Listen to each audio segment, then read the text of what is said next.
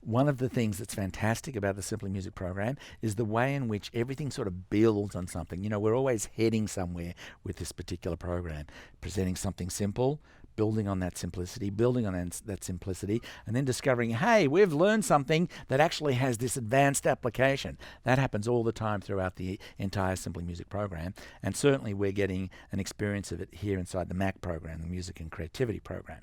So I talked earlier about cross-pollinating. Let's take some learning that we did earlier and see that we can just bring that learning across to what we're doing now in a completely different interpretation.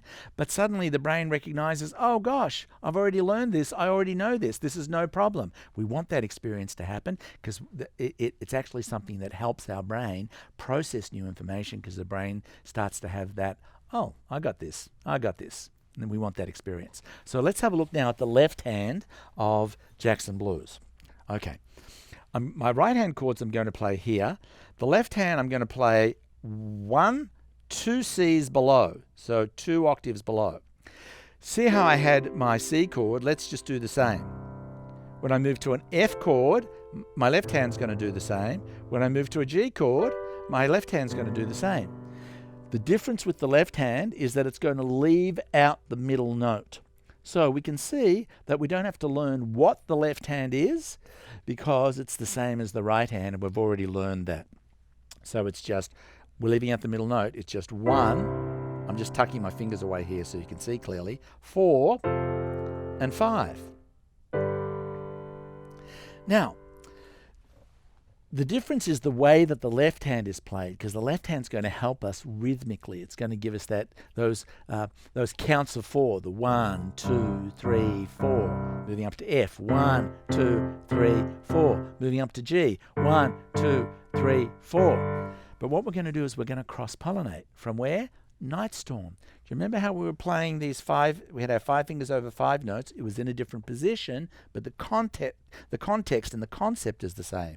With Nightstorm, we had these 2 things, and we found that our thumb just moved up and down in our left hand. That's all we're doing. We're just going to cross-pollinate from Nightstorm and bring it straight over into the blues genre. Fantastic. So, what's going to happen now? The left hand is just going to move up and down. When it's on F, the same thing.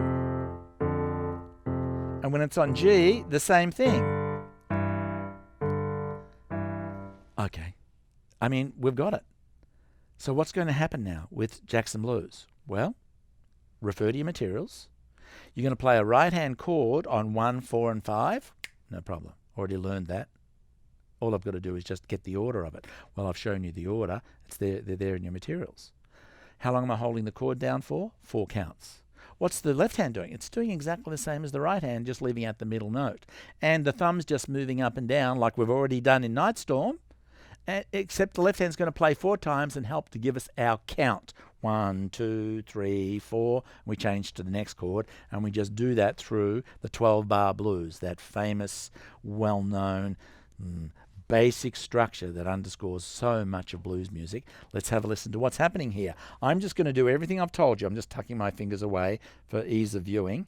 Playing a chord, my left hand, thumb going up and down, 4 beats, 4 counts for each chord, and following through the cycle. 1, and then to 4, and back to 1, and 1 again. And then to 4, and 4 again, and back to 1, and 1 again, and then to 5, to 4, to 1, and 1. And if you wanted, you can just play one chord at the end to wrap things up. But pretty much that's the structure. And how awesome it is to be able to play this, particularly if you're getting together with some other musicians and you want them to just jam, for you to be able to play along together, mess around together. You can play that structure of the 12-bar blues, and they can just be playing and improvising. You're providing that rock-solid foundation through the cycle, building your musicianship. Let's just return to our soundtrack and watch what I'm doing, listen to what I'm doing, and you'll see how it all comes together beautifully.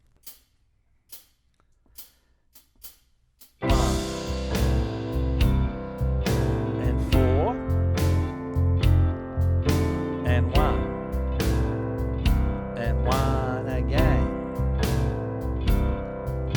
then 4 again, back to 1 and 1 again,